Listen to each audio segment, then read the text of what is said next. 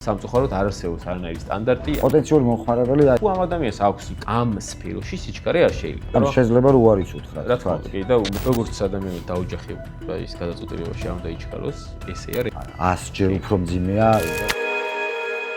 მოგესალმებით, დღეს ხუთშაბათია, 21 საათი და ჩვენი გადაცემა ისევ დაბრუნდა თქვენთვის, თქვენი სამშენებლო, სარემონტო იდეებისთვის, პროცესისთვის და ასე შემდეგ. ძალიან მნიშვნელოვანი სტუმარი ყავს ერთ-ერთი კულტურული კომპანიის, სარემონტო კომპანიის თანადამფუძნებელი კახი ლობჟანიძე, კომპანია Confidence, რომელიც ბაზარზე უკვე როგორც ვიცი 3 წელია თითქმის არის. მადლობა კახი რომ გვესტუმრე და პირველი კითხვა ესე ალბათ ტრადიციულად იქნება ის რომ რას თავაზობთ Confidence, რას თავაზობს მომხმარებლებს და რეალურად ამ ძიმე სფეროს რითი უმარტივებთ. დიდი მადლობა გიორგი მოწვევისთვის პირველ რიგში 3 წელი ახსენე, მაგრამ მე იმაზე დიხანია შენი გამომწერი ვარ, ვიდრე საერთოდ ამ სფეროში ვიქნებოდი და მიხარი რომ დღეს მოკლედ შენთან ვარ გადაცემაში და საპასუხისმგებლოა ეს, რადგან შენ ალბათ ერთ-ერთი ყველაზე გამოცდილი და მცოდნე ხარ ამ სფეროში და ჩემთვის მნიშვნელოვანია შენი მოკლედ ფიდბექი ასე ჩვენ საუბრებს. რაც შეეხება Confidence, კი, ნამდვილად რთული სფერო არის, რენოვაცია და ზოგადად რემონტი არის ამ ქვეყანაში განსაკუთრებით რთული სფერო, რადგან სამწუხაროდ არ არსებობს არანაირი სტანდარტი, არ არსებობს არანაირი გამოცდილება, როგორც ვიცით, ჩვენ ხელოსნების განდაწყებული თვითონ სფეროს წარმომადგენლები არიან ზირთადად თვითნასწავლები და თან ეს პროდუქტი და ასე ვთქვათ, ეს სერვისი არის ყველასთვის საჭირო. ცხოვრებაში ადრე თუ გვიან ვიღაც ის ყველას ეტაპზე დგება რენოვაციის საჭიროება. ერთხელ მაინც მოგვიწევს რაღაცის გარემონტება. და ამან გამოიწვია მithumetes განსაკუთრებით ბოლო წლებში, რაც მშენებლობა გაძლიერდა, რაღაცა ბინების გაყიდვა, ასე ვთქვათ, გაზრდილია მოთხოვნაც განსაკუთრებით როგორც კომერციული ფართების, ასევე ბინების მიმართულებით და შესაბამისად სფერომ ძალიან დიდი დატვირთვა მიიღო, ბევრი სტრესია, ბევრი პრობლემაა და დიდი კრიზისია. და რაღაც ეტაპზე მე თვითონაც დამჭირდა, ასე ვთქვათ, ეს სერვისი. პირველ ეტაპზე ვფიქრობდი, რომ რაღაც გარკვეული ინვესტიცია გამეკეთებინა ამ სფეროში, შემეძინა რაღაც კარკასი, გამერემონტებინა და შემდეგ, როცა ის კარკასი რაღაც უფრო უკეთეს ღირებულებად გამეყიდა და პატარა აქტივობა იქნებოდა ეს ბიზნეს აქტივობა, ასე ვთქვათ. და აი ამ პროცესში მივხვდი, რომ ისეთი კომპანია, როგორიც მე, ადამიანს, რომელიც სხვა სფეროში ვარ დაკავებული, როგორი კომპანიაც მე მჭირდებოდა, ესეთი არ არსებობდა. ვერ ვიპოვე, ვერც მივყოვი და პლუს კიდე რა სერვისებიც მივიღე, მივხვდი, რომ ეს არის იმის 10 და 20%, რაც რეალურად სწორ რენოვაციას სჭირდება. რენოვაცია სიტყვაც განახლებული ასე ვთქვათ, ხო? აი რემონტი და რენოვაცია განსხვავდება იმით, რომ რემონტი ჩვენთვის ესეა, რომ რემონტი თუ არა ერთი კონკრეტული პროცესი, რომ შეიძლება შენ შეარემონტოს 2 წერტილი, შეიძლება შეარემონტო მაგალითად რომელიმე ოთახი, ან თუნდაც რაღაცა კონკრეტული კედელი, რენოვაცია ეს არის სრული რემონტი. როდესაც შენ იწყებ ერთი ეტაპიდან იდეიდან და ასრულებ გასაღების ჩაბარებით, როგორც ხშირად ვიტყოდით ხოლმე. Confidence შექმნის იდეა ზუსტად ეს იყო, რომ აი ეს ქაოსური სფერო ჩვენ გაგვეერთიანებინა, ერთ სრულ სისტემად გვექცია და სრული რენოვაცია გავუკეთებინა ადამიანებისთვის, რომლებიც არ არიან ამ სფეროში ჩართულები, შეიძლება არ ცხოვრობენ საქართველოში, შეიძლება ცხოვრობენ, მაგრამ დაკავებულები არიან და თავიანთ საქმეს აგრძელებენ და ჩვენ გვანდობენ თავიანთ ობიექტებს, სახლებს, ბინებს ან კომერციულ ფართებს.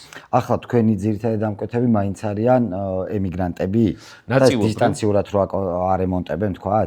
ვერ ვიწყებ ძირითადად, მაგრამ აი ნაწილობრივ არიან, რადგან ემიგრანტების ერთმანეთის მიმართ საკმაოდ დიდი ნდობა აქვთ და გამოცდილებას როცა იღებენ, მაგალითად ევროპული ან ამერიკის მაგალითად შტატებიდან როცა არიან ჩართული, მათ აქვს სხვანაირი მოთხოვნები.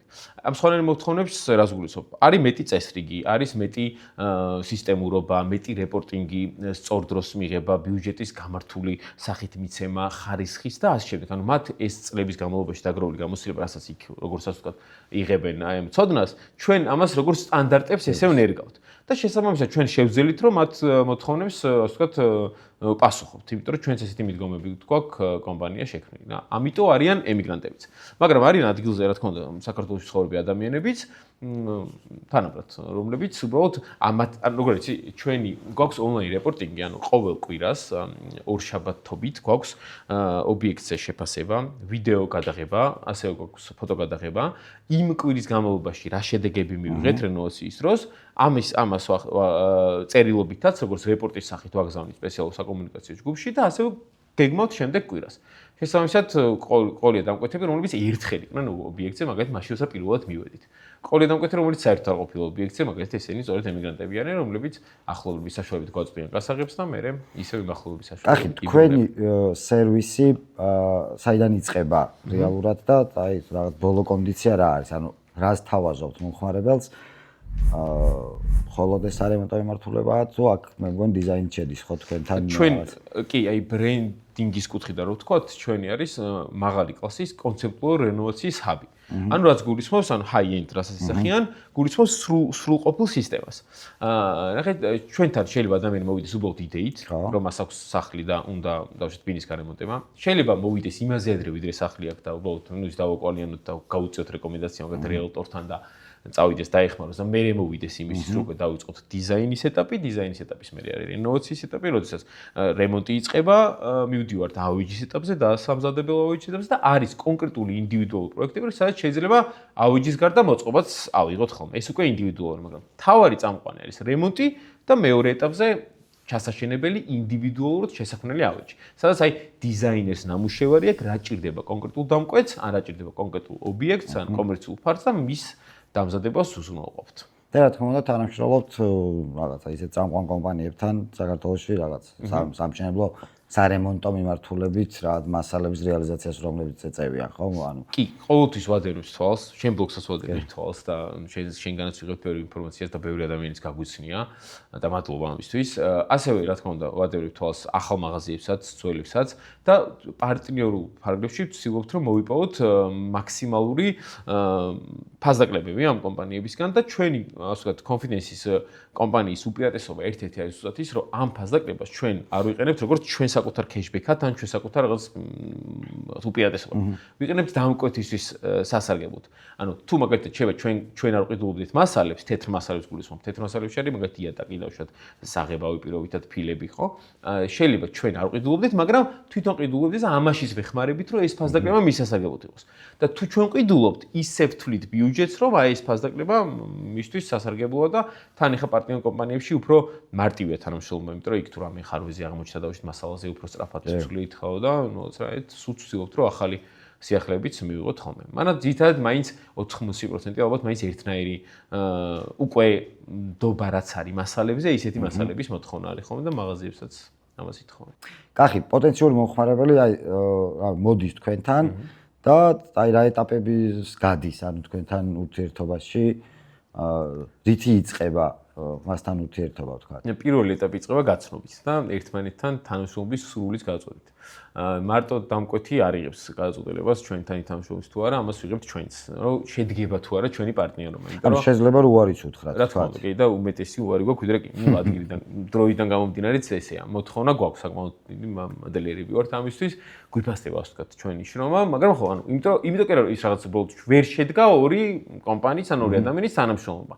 რომ აქ ჩვენი დამკვეთი პოტენციალური დამკვეთები არიან ადამიანები, რომელსაც მართლა უნდა წესრიგი, მართლა სურს თავის დროზე დაამთავროს რენოვაცია და მიიღოს ამაში არ მიიღოს ზედმეტი სტრესი და მართლა ეს განახლების პროცესი იყოს ცხოვრებისა. გაცნობის ეტაპის მერე, როდესაც გავიცნობ და გადავალთ შემდეგ ეტაპზე, იქ ვიწევთ შეთანხმებას ასე ვთქვათ დიზაინის პროექტის შესაქმნელად. თუ დიზაინის პროექტს ვქნით ჩვენ, თავიდანვე დიზაინის პროექტ თან ერთად იგეგმება რენოვაციის პროექტიც, ანუ რა არის მერე მოდის და რა ეტაპები უნდა გაიაროს, თუ დიზაინი უკვე მზად აქვს, შეიძლება მაგალითად დიზაინერმა გამოგზავნოს ჩვენთან ხო პარტნიორი ან რეკომენდაცია გაუწიოს, ან უკვე დაწყებული აქვს დიზაინი და ან რაღაც უკვე კომპანიამ მისაპირებთ რაღაც მიმართულება და თუ ეგეთ შემთხვევაშია, მაშინ ჩვენ ამ დიზაინს ჩვენივე სტანდარტებამდე მიყავს, სტანდარტებში გულისხმება არ იცვლება რა თქმა უნდა იქ ვიზუალი, უბრალოდ მოწმდება რამდენად ფუნქციურად რეალურია ეს დიზაინი, ასევე მოწმდება მასალების ჩამონათვალი, მოწმდება ბიუჯეტის რეალურობა ამ დიზაინთან შეფარდებით, იმიტომ რომ ბევრი პრობლემაა, არა მხოლოდ რენოვაციის მიმართულებაში, ჩვენ დიზაინის შესრულების მიმართულებაში ძალიან ბევრი პრობლემა აქვს, იმიტომ რომ შე შემთხვევაში ვიზუალი და რეალობა ერთმანეთს ცდება ხოლმე და ამას ვაწესრიგებთ, ამ მოწესრიგების მერე ვადასტურებთ უკვე დიზაინის ეტაპს და გადავდივართ ბიუჯეტირების ეტაპზე. ბიუჯეტირების ეტაპზე პირველია ტექნიკური ვიზიტი ობიექტზე, ამის დაზუსტების შემდეგ მოკვლევა მასალების და მიღება ფასის დიაპაზონის, აი მაგალითად 1 კვადრატული დაახლოებით საიდან სადამდე შეიძლება დაჯდეს ჩვენი სერვისის მიღების შემთხვევაში.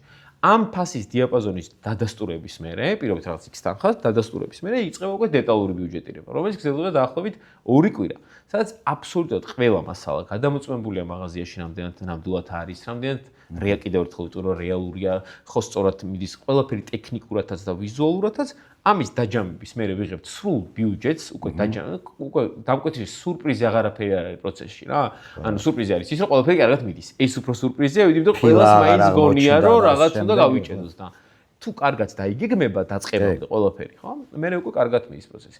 როდესაც ამ სრულ ბიუჯეტს მივიღებთ და ჩამონათვალს მივიღებთ და გეგმარებას რა არის მერე მივდივართ, მერე უკვე ობიექტზე ვიწყებთ რენოვაციას და ფაქტობრივად დამკვეთს არაფერი აღარ უწევს აქ, იმიტომ რომ იმ მომზადების პროცესში, აი პროექტი სრულად რომ მომზადდება, იქ არის ყველაფერი გაცნობაც, ნდობაც მოპოვებული, ასე ვთქვათ, ფასიც ყველაფრის ვიცით, ბიუჯეტის ვიცით და confidence თავის სახელს ამ პროცესში უფრო ამართლებს. აი დაწყებამდე და მერე უკვე პრაქტიკაში ეს შედეგებს ვიღებთ. რომელ კითხვას ვერ იტან ესე კვადრატული რა ჯდება ეს კითხვა არის აი დაახლოებით აი დასვენება რა დამიჯდება რომ კითხო ანუ სად მიდიხარ რამდენი ხით მიფრინავ მე ვადარებდი იმას აი ცუდად რო ხარ და რო ეკავ კლინიკაში და რო ეკითხები და კარგად რო გავხდე რა ღირს ხო აი დაახლოებით ეგ არის ხო კი ეს კითხვა არის ძალიან ინდივიდუალური კიდევ ერთხელ სრული ფასის დასმისთვის მინიმუმ 3 კვირა გჭირდება იმის რომ ვიმუშაოთ ანუ რეალური ფასი რო დავსვათ მაგრამ დიაპაზონის დასმა რა თქმა უნდა ხანდახან შეგვიძლია თქმა მაგრამ მაგას გადაცემაშიც ვერ ვამბობთ იმიტომ რომ აი ძალიან კიდევ ერთხელ ეხე ანუ ნებისმიერ ერთი გადაწყვეტილების ცვლილებაც კი დიზაინში შეიძლება ფასი 10%-ით გაზარდოს ან შეამციროს კი ბატონო ამიტომ ყველაფერს ჭირდება დაზუსტება არასწორი იქნება უბრალოდ ხო ის ფასები თან რაც არის ხა გავრცელებული ბაზარზე ეგეც არ არის რა სწორი იმიტომ რომ იქ რა ეტაპამდე მიდის ესე რო ხდება $200-დან ხო აი რაღაც მაგალითად ის რომ ამაში რომ შეიძლება ისე იქ სწორი რეკლამები აქვს ხოლმე ის ასე რო იწყება რაღაცა კვადრატული $200-დან ხო $200-დან $300 კი ამიტომ ჩვენ დიაპაზონს რასაც ვეძახით იქ ვამბობთ მაგალითად X-დან Y-მდე და არც თემა იგი რომ ვეტყვით რომ ეს მოკლევის მერე ეს თანხა იმ თანხას აღარ უნდა გაცდეს რა თუ დავუშვათ ჩვენ შემთხვევაში მოხდა ის რომ რაღაც თანხაზე შევდავდით და ჩვენ შემთხვევით გამოგჩა რამე ამას ჩვენ პასუხისმგებლობთ ვიღებთ და რა თანხაც არ უნდა იყოს სრულად ვანაზღაუროთ არაფერი აღარ იმატება დამკვეთს მას შემდეგ რაც ხელშეკრულებას გააფორმის და რა თანხაც იქ მითითებული იქნება კახი ნუ შევთანხმდეთ რომ ძალიან რთული სფეროა ალბათ იმიტომ რომ თითოეული დეტალი მშენებლობასთან შედარებით ალბათ სადღაც 100 ჯერ უფრო მძიმეა, იმიტომ რომ რაღაც მშენებლობაში თუ არსებობს რაღაც 10 მიმართულება, იქ არის 500 და თან წვრილი მიმართულება, რომელიცაც შეიძლება რაღაც მომენტში თვალითაც ვერ აღიქვა და ამიტომ გაცილებით საპასუხისმგებლოა ეს არემონტო მიმართულება. ყოველთვის ვიძახთი რომ აი რაღაც მირჩევნია 500 კვადრატი სახლი, რკინაბერი, შავი კარგად მდგომარეობ დავაშენო, ვიდრე გავარემონტოთ 50 კვადრატი ბინა. აწყდებით დარწმუნებულობა პრობლემებს. აი ძირი პრობლემები რაზეა დაფუძნებული მაინც. სანამ რენოვაციის სფეროში მოვიდოდი, ვიყავი განათლების სფეროში ბევრი წლის განმავლობაში და განათლებაზე ხშირად ვამბობთ, რომ ერთ-ერთი ყველაზე რთული სფეროა და კი ვიცით რა მდგომარეობა ხო ამ სფეროში. რენოვაცია კიდევ უფრო რთულია.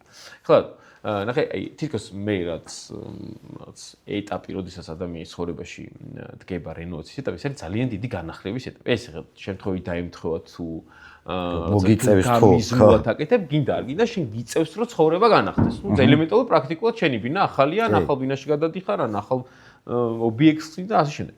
ამ პროცესში ფსიქოლოგიური პროცესებიც არის, ხო, შენი თავიდან გამომდინარე ჩართული. შესაბამისად, ეს ყველაფერი არის ახალი და საშიში. და რაც ახალია და საშიში ამის ეშინი ადამიანს და შესაბამისად ბევრი უნდობლობა, ბევრი შიშია, უცოდინრობაც არის იმ კუთხით, რომ უცოდინრობა მოხდა არაცუდი გაგებით, არამედ მართლა არ არის ვალდებული ხა დამკვეთი, რომ იცოდეს სად რა კეთდება და როგორ. და იქ რომ ეს ისტორიები გვესმის, რომ ანუ იქ ვიღაცა გადააგდო, ვიღაცამ თანხა მოიპარა, ვიღაცამ არ გააკეთა, ვიღაცა სამჯერ მოუწევა კეთებას. შემდეგ უკვე განწყობა მოდის ისეთი, რომ ეს უნდა იყოს ძალიან ცუდი პროცესი. პირველი, ანუ და შესაბამისად ნდობა არ გაქვს და ამ ნდობიდან გამომდინარე ვერავის ვერ ენდობი რა. ერთი ეს არის.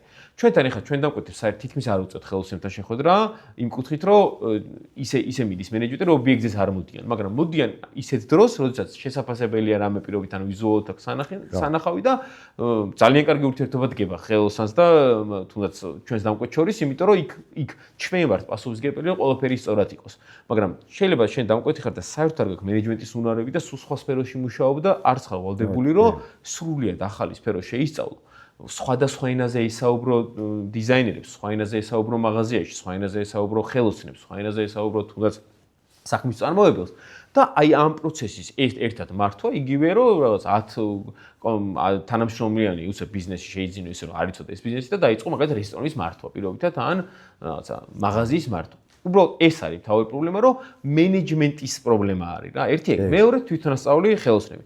თვითონასწავლ ხელოსნებში პრობლემა არ არის, როცა ის პრაქტიკულად გამოცდილია, უბრალოდ ყველას აქვს სხვადასხვა მეთოდი. როდესაც ერთი ადამიანი რაღაც მეთოდით აკეთებს და მეორე ადამიანი ამას უწუნებს, მერე უკვე ურთიერთობა ვეღარ დგება და ურჩევნია ამ ადამიანს, რომ კი არა უხსნას, რომ ეს რაღაცა წავიდეს ობიექტიდან, დაიკარგოს, მერე ეძებენ ერთმანეთს და ნუ აქაც კიდე სხვა პრობლემა არის. როდესაც ჩვენ ერთი გუნდი ყავს, ჩვენი თანამშრომლები ერთმანეთს იცნობენ და ერთი მეორეს არა დაბრალების პროცესში კი არა პირიქით მათ ჩვენ ისეთ ხალხს ვეძებთ ვცდილობთ რა ის სულ მუდმივად ვეძებთ და სულ ვინც ყავს იმათანაც ვცდილობთ რომ მაქსიმალურად დავაფასოთ მათ როგორც ფინანსურად ასევე პირობების კუთხითაც და გაზრდის შესაძლებლობას მივცეთ იმიტომ რომ მე და ჩვენ გუნდს და ჩემ თანადამფუძნებელს მიგვაჩნია რომ ეს ნებისმიერი პროფესია უნდა გიყვარდეს შენ რა რასაც აკეთებ შენ არა მნიშვნელობა რა პროფესიაში ხარ ისე 10-დან შეიძლება 9 ვერ ვიპოვოთ და 1 ვიპოვოთ მაგრამ ის 1 იქნება იმ საქმისთვის მოწოდებული რომელიც აქეთ გვასწავლის სიახლეებს, აქეთ გვასწავლის მეთოდებს და შედეგებს მოგცემს, ხო და როცა ესე როგორ მოახერხებ შენ როცა უბრალოდ იწყებ და იძებ ვიღაც გუნდს, რომელიც რეკომენდაცია გაგიწიეს და შეიძლება კარგი ხალხია ძალიან და ძალიან პროფესიონალები არიან, უბრალოდ ერთი მეორე ვერ შეეწყო, ვიღაცამ ვერ დაამენეჯმენტა და მე უკვე ქაოსურად გაგრძელდა პროცესი და ვერ ვიტყვი რომ პრობლემა შეათამობენ რომ ხელოსნებშია პრობლემა და პრობლემა არის ყველაში.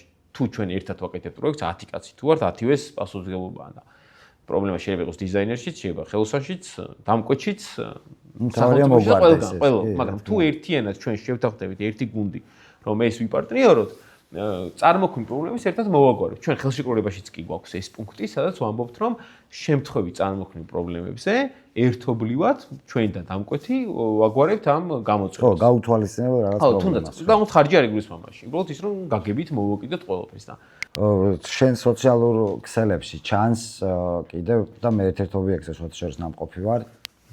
ეგრევე მივხვდი ოღონდ და ხმამაღლა ვთქვი რომ მეთქი კახის კონფიდენსი შესრულებულია ეს პროექტი თქო. კომერციულ ფართებსაც არემონტებთ თქვენ. კი, ამ ბოლო დროს განსაკუთრებით. და ახლა გაქვთ ერთი დიდი პროექტი კომერციულ ფართი იმაში, ცეხის ტერიტორიაზე. კი. ცეხის გვერდის ტერიტორიაზე შეიძლება ახალი სახელი დაერქვას მას, ყოფილი თამბაქოს ტერიტორია ეს და სახელი შეიძლება ამასთან ახლოს იყოს, მაგრამ ნუ ცეხის გვერდით არის სრულიად ახალი სივრცე, ახალი კულტურული ესეთ უბრალოდ გასართობი ობიექტი იქნება ეს ადამიანებისთვის და ერთი კონკრეტული ბრენდია რომელიც ხო ახალ აი მან დროს ითვალისწინებთ თქვენ ეს ახან კომერციული ფართია გამომდინარე აქედან სარემონტო მასალებს და საშენ მასალებსაც გაცილებით მეტი ცვეთა აქვს ამას პროექტის დროს რამდენად ითვალისწინებთ რომ ეს კომერციული ფართი ბინას რემონტთან შედარებით რადიკალურად განსხვავებულია. ჩემი პარტნიორი კომპანიის თანადამფუძნებელი გიორგი დემიტრაშვილი ბევრი წელია არის სამშენებლო სფეროში და განსაკუთრებით შესყიდვების მიმართულებით. შესაბამისად თითქმის აღარ არსებობს მე მგონი დეტალი რომელიც შეიძლება მას გამორჩეს ამდენი წლის განმავლობაში მუშაობისგან და ყველა მასალაზე, ყველა პროდუქტზე მართლა ფაქტობრივად კვლევას ვატარებთ ხოლმე, როცა ვიღებთ რაღაც გადაწყვეტილებას რა. როგორც გუნდის წევრებთან მიმართებაში დღეს ბევრი შესაძლებლობა არსებობს, რომ სხვა გზებითაც მიიღო კონკრეტულ მასალაზე გამოცდილება, ცოდნა და შემდეგ ვიღებთ ამ აი ესე არ არის რომ მაგალითად დამკვეთო მისოს ეს მასალა მინდა და მე მოდი გამიგეთე რა. ანუ თუ ჩვენ ვხედავთ რომ ეს მასალა მისთვის არ იქნება გამძლე ის პრობლემების შექმნის განსაკუთრებით ისეთი სადაც დავშოთ წყალი ხდება პირობითად ხო სანტექნიკის მასალა. მე თქვენ პრესტიჟზეც იმუშავებთ. ჩვენზეც, მაგრამ აი პრესტიჟზეც რო არის, ანუ პრესტიჟსაც რო თავიდან ვანებოთ, ანუ მართლა ეგეთი მიდგომა გვაქვს, რომ ჩვენგან გაკეთებული საქმე უნდა იყოს ისეთი როგორებიც ჩვენ ვართ. და ჩვენ ეგეთი მიდგომა გვაქვს, ჩვენ საკუთარ სახლებს როგორც ვაკეთებთ, შეიძლება კიდევ უფრო უკეთესად გავაკეთოთ ის იმიტომ, რომ უფრო მეტად მოვიცალოთ იმ გეგმა ხა ყოფილა შემთხვევა, რომ ის საკუთარ სახლში რაღაცები გადაგვედო, მაგრამ გარეთ პროექტს თავის ძროზე ვაკეთებთ ყველაფერს. ახი მომხმარებლებს ბევრს გონია რომ აი კომპანიასთან როცა თქვათ ურთიერთობა უნდა დაიჭიროს ამ სარემონტო მიმართულებით, ფიქრობენ რომ ახან კომპანია უწევთ რაღაცა მეტი თანხის გადახდა. და ნუ ეს ფიქრობენ რომ აი რატო უნდა გადაუხადო თქვათ კომპანიას ფული, აი მოდი მე ვიზავ. ფიქრობენ რომ ანუ ფინანსურათაც უფრო ეკონომიური გამოვათ თვითონ რო აკეთო. გავამახვილოთ მაგაზე ყურადღება, ხო? მე ხა ვერ დავიწყებ იმის გიცევას, დავუშვათ არც ვიცი სიმართლე გითხრა, რომ შევადარო, დავუშვათ ჩვენთან თუ არ მოვიდა და თვითონ გააკეთა, იმას მეტი დაუჯდა თუ ნაკლები გავუჯდა. გვაქვს კომუნიკაცია გქონია შემთხვევები, რომ ვიღაცას ნაკლები დაუჯდა, უბრალოდ ჩვენზე მეტი დაუჯდა, დავუშვათ ვიდა ჩვენ ბიუჯეტი დავთვალეთ. იმიტომ რომ მაინც ინდივიდუალურია. თუ ამ ადამიანს აქვს კარგი მენეჯმენტის უნარები, თუ აქვს კარგი კონტაქტები მაგალითად მაღაზიებში პირობითად. თუ ყავს კარგი მართლგამოცდილი ხელოსნები და უშუალოდ მან გაიცნო შეხედა და მიხვდა და უშუალოდ შეიძლება კარგად დაამენეჯოს, არის შემთხვევა რომ ჩვენზე თუ აქვს დრო კიდე. და დრო რაც თავარია, კი, იმიტომ რომ ნახეთ აი მენეჯმენტი ესეთია, რომ აი ხვალ 9 საათზე რო ვიწყებთ სამუშაოს, წინა დღეს უნდა გადავამოწყოთ 9 საათზე ხო ვიწყებთ და 9 საათზე უნდა დავიწყოთ ერთად. ერთი დღე რო ობიექტზე ჩავარდეს, ეს ნიშნავს რომ შეიძლება ერთი კვირა ჩაგვივარდეს, ობიექტ თუ ეს დაგეგმილი რაღაცა შესვენება არ არის, ან საჭიროება არ მოითხოვს. და ამ ადამიანს უწევს სრულად ჩართ. აი პროექტის მენეჯერი ჩემს ობიექტზე ხო სრულად არის ჩართული. მისი მხოლოდ საქმე ეს არის, რომ სრულად მართოს პირობითად, ხო? თუ ეს ამის დრო აქვს მას ადამიანს, შეიძლება დაზოგოს კი ეს თანხა. მაგრამ ნახეთ, ჩვენთან პირდაპირ მნიშვნელობით ვერ ვიტყვი, რომ აი მაინდა-მაინც ჩვენ კომპანიასთან თუ მიდის, მას აუცილებლად ზური დაუჯდება. იმიტომ რომ პირველ რიგში რისკების დაზღვევაა ჩვენთან, რომ იქ რაღაც ისეთი არ გამოხდება, რომ მას დამატებით თანხა მოუწევს, იმიტომ შეიძლება ადამიანს ცოდნა არ ქონდეს, იქ რამდენიმე სხვადასხვა მაგალითად ელექტროობაში იყოს პრობლემა, სანტექნიკაში იყოს პრობლემა, იყოს ღებოში პრობლემა და მას მეორეთ ან მესამედ მოუწიოს ამ თანხის გადახდა და პირიქით უფრო მეტი დაეხარჯოს რა. ხო და არის კატეგორია, რომელიც დააფასებს ჩვენ რა ცოდნას გვაქვს და რა გამოცდილებაც თუ ჩათვლის საჭიროს რომ მას ურჩევნია მოწესრიგებული სერვისი და მოვიდეს ჩვენთან და თუ ის თulis რომ მაინც არ უნდა მოვიდეს და პრაქტიკაში უნდა გაიაროს ეს პროცესი, რა თქმა უნდა არ უნდა მოვიდეს ახლა ყველა თავის სერვისი თავის სეგმენტი იყოს. ხო, ეხლა ვიღაცას ურჩევნია რომ მაგალითად 5 სკოლის სასტუმროში წავიდეს, ვიღაცას 4 სკოლაში, ვიღაცა შეიძლება სახლი იქირაოს, ვიღაცა Airbnb-ზე იქირაოს. დაახლოებით ეგეთი ჩვენი შესაფერისი, ჩვენივე კლიენტები არ არიან აუცილებლად მაღალი ფასის კლიენტები, მაგრამ არიან ის ადამიანები, რომელსაც მაღალი სერვისი უნდა მიიღოს შედეგად და ამისთვის მე უკვე რაღაც გარკვეული თანხის გადახდაც უწევს, მაგრამ კიდევ ერთხელ ვიზახებ, ვერ ვიტყვი რომ ეს თანხა არის იმაზე ძვირი, ვიდრე მას რეალობაში დაუჯდებოდა. თუნდაც იმ მიზეზით, რომ 5, 10 და 20%-იანი ფასდაკლება თეთრ მასალებზე ეს ძალიან დიდ განსხვავებას აძლევს ფასში და მას ხო შეიძლება ვერ მოიპოვოს თუ ხა სწორად თუ ერთ ჩაჯდა რა და ამიტომ ყველანაირი ბიუჯეტის კლიენტი ყოლიან, რომელსაც რაღაც შედარებით მაღალშემოსავლიანი, საშუალო შემოსავლიანი და დაბალშემოსავლიანი, რომელიც ჩაჯდა მას უღირდა რომ ეს თანხა საბოლოო ჯამში ხო გადა მეორეთაც მოსულან კლიენტები მოსულა ყოველ შემთხვევაში რომ აი ბინა გააკეთა ჩვენთან და უკვე რაღაცა კერძო სახლი რემონტზე მოვიდა ან ფარზე და ნუ ასეთ ხო ჩვენი სეგმენტი უნდა ანუ ვერ ვიტყვი ყოველ ვიღაცამ უნდა გააკეთოს თვითონ ვიღაცამ უნდა მივიდეს კომპანიას ანუ ინდივიდუალ ხა მეც სხვანაირი ფასები მაქვს ჩვენ კომპანიის სხვა ფასები აქვს სხვა კომპანიის სხვა ფასები აქვს ანუ საბოლოოდ მაინც კულტურა არის ესეთი რა ეხა როგორც სახს ვერ ავაშერებს და корпуსში მაინც მივდივართ კომპანიასთან ადრე თუ გვიან ჩვენ ყველას მოგვიწევს რომ მივიდეთ რენოვაციის კომპანიასთან იმიტომ რომ თვითონ უკვე ხელოსნებიც აღარ დაიჭერენ ხალხს საქმეს პირადად დამკვეთებთან იმიტომ რომ ისინი ძალიან წვალობენ იმიტომ რომ ის სხვა ენაზე საუბრობს მე მესმის უკვე ენა იმიტომ რომ ვისწავლე მის ენაზე საუბარი დიზაინერი სხვა ენაზე საუბრობს ერთმანეთს ვერ უგებენ სანამ შევეშვებოდი მეც ამ სამშობლო სარემონტო სფეროს ესეთი კონკრეტულ პროექტების შესრულებას უკვე მეც მანდ ვიყავი რამდენადაც გაბრაზებული არ უნდა ყოფილიყავი საბოლოო ჯამში და დღემდე ვარ ამ ხელოსნებზე დიდ ნაწილზე იმიტომ ისინი იწვევდნენ რეალურად ძალიან ბევრ პრობლემას მაინც იქ მივდივარ რომ ხშირ შემთხვევაში ცოდოები არიან იმიტომ ხშირ შემთხვევაში ბევრიც მოტყუებული რჩება ხოლმე იმათაც ურჩევნიათ ჩემი აზრით რომ ბევრ ხელოსას არ უყვარს იმაში კომპანიასთან თანამშრომლობთ რაღაც ამას საერთოდ ვერ ხვდები ფიზიკურ პირთან ურთიერთობაზე კომპანიასთან ურთიერთობა უნდა გერჩინოს წესით ხო მაგას თავის მიზეზები აქვს და ურჩევნია ხო იმის ალბათ იქ რაღაცა გამოუჩვევ ადამიანთან მუშაობა თუ არ გაქვს რაღაც დადებითი ხედვა ანუ და განზრახვა შენი თუ უფრო ნეგატიურია რა თქმა უნდა გამოუჩვევ ადამიანთან გერჩევნია მუშაობა და უფრო მეტ ფინანსურ მოგებას მიიღებ და თუ ხედვა შენი არის უფრო ჯანსაღი და პატიოსანი მაშინ პროფესიონალთან მუშაობა გერჩევნა რომელიც შენ შრომას დააფასებს და თან შესაბამის ანაზღაურებას მოგცემს ხო ხელოსნებზეც ხო მოგეთ აი ისეთი რთული სფერო მაგრამ რო შევაფასოთ ახლა წინ მაგალითად 3 წლის წინ როგორ და 5 წლის წინ პროგრესი არის იმიტომ რომ ვინც გამოცდილება მიიღო მე უკვე რეკომენდაციას ესე უწევენ თავიანთ მეგობრებს ახლობლებს რომ საერთოდ არ მომიწია ობიექტზე მოსვლა ისე ჩაირა რენოვაციამ თითქოს ვერ გავიგე და ისე მოვიდა პროცესი გადასulis რომ აი არ გჯეროდა რომ ესე მოხდებოდა რა და ეს ღირს იმათ რომ ნამდვილად ის თანხა გადაიხადო, რაც მართლა ღირს და მიიღო შედეგი. რას ურჩევ აი ადამიანს, რომელმაც აი გუშინ შეიძინა სახლი და გასარემონტებელია, რა გაითვალისწინოს. ზოგადად რეები გაგაი, თუნდაც კონფიდენსთან არის თანამშრომლობს, სხვებთან ურთიერთობაში რა უნდა გაითვალისწინოს. როგორც ადამიანს დაოჯახება ის გადაწყვეტილებაში არ უნდა იჩქაროს, ესეა რენოვაცია. დაოჯახებულს უნდა კითხოს. თუ აგვიანებს, მაშინ შეიძლება და ხო, ჩქარტა. ახლა ხო, ანუ მან და არის ესეთი, რომ თითქოს აი ორ თვეში უნდა შეიცვალოს ცხოვრება და ესე ვერ ხდება, ანუ ყველაფერს აქვს თავის რეალური განსაზღვრული დრო, რაღაცა შეიძლება ზედმეტი იყოს, რაღაცა ნაკლები, მაგრამ ამ სფეროში სიჩქარე არ შეიძლება. როგორც მანქანაზე კიდევ ერთხელ უფრო ხუმრობას თავი დავანებოთ, მანქანაზე აქვს ყველა ქუჩას, ყველა გზას და კონკრეტულ ადგილს თავისი სიჩქარის რაღაცა გადაჭარბებული რაოდენობა, ამ სფეროსაც ესე აქვს. რაღაცა სწრაფად კეთდება, რაღაცა არ კეთდება. ყველაზე დიდი პრობლემა ეს არის, რომ ჩქარა, აი ძალიან სწრაფად არის გადაი თუ აი პირველ გასაუბრებაზე თუ დამკვეთი გვაჩქარებს, ჩქარა ვემშვიდობებით ჩვენს. იმიტომ რომ შეუძლია აი ქაოსურად, ქაოსის მიზეზი ზედმეტად სიჩქარე. მეორე რომ ხო, რაღაცა აი სიჩქარის გარდა უნდა რომ აი რაც შეიძლება მაგალითად აი ხარისხის კუთხით კარგი იყოს, მაგრამ აი რაც შეიძლება მეტი თანხა დაიზოგოს პირობითად და აი იქ ვეკითხებით რომ რაში შეიძლება თანხა დაუზოგოთ და თუ ეხა ადამიანი ფიქრობს რომ ისეთ რაღაცები შეიძლება დაიზოგოს თანხა რაც შეიძლება მალე ფუჭებად იყოს, იქაც არ შევდივართ რა. მეორე პრობლემა ეს არის. კიდე რა პრობლემებს ვაწყდებით, როდესაც იყიდიან, ხო ის ხო გითხა ხო ანუ ხო. არა, სახს ხო იყიდის. აი შევისახით უთხრათ, რომ აი რას მიაქციონ ყურადღება და აი თქვათ ერთ-ერთი იყო ეს რომ არ იჩქაროს. თუ ჩქარა არ გეთქება რაღაცები.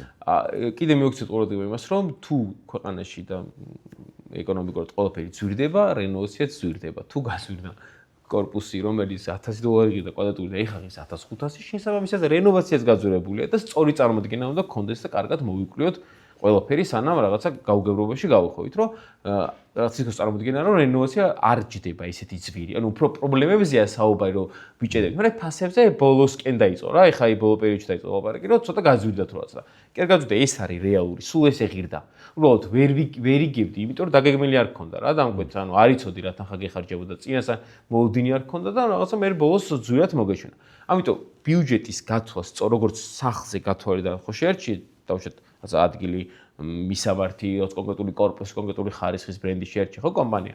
ეგრე უნდა დაიგეგმოს რენოვაციაც. იქაც ინდივიდუალურად უნდა იყოს და ბიუჯეტი უნდა იყოს გამოყოფილი. კახი, მადლობა სტუმრობისთვის. მადლობა თქვენი. კარგი იყო, ძალიან მინდოდა რომ ყოფილიყავი ჩვენთან სტუმარი, იმიტომ რომ ხა ასე გავაცანით მაყურებელს. მე დიდი ხანია თვალს ვადევნებ კონფიდენსის სამუშაოებს და თქვენს მიდგომას და კარგია. ჩემ დროს რო თქვენაირი კონკურენტი ყოფილიყო, პირიქით უკეთესი იქნება. ახლა სამწუხაროდ მე ასე მოვშორდი ამ სფეროს ესე პროექტების შესრულებას და მაგრამ საბედნიეროდ უნიშნულს ამისაკეთებ, თუნდაც რობირების ამაღლების და განათლების კუთხით. დიდი იმედია რომ ასე გვეხმარები ჩვენს. რაღაც ისა. მადლობა კახი, კიდევ ერთხელ წარმატებები კონფიდენს. დიდი მადლობა. დარწმუნებული ვარ რომ ძალიან წარმატებული კომპანია იქნება, იმიტომ რომ უკვე წარმატებულია ამ პერიოდში და ძალიან ბევრი საინტერესო პროექტები გაქვს შესრულებული.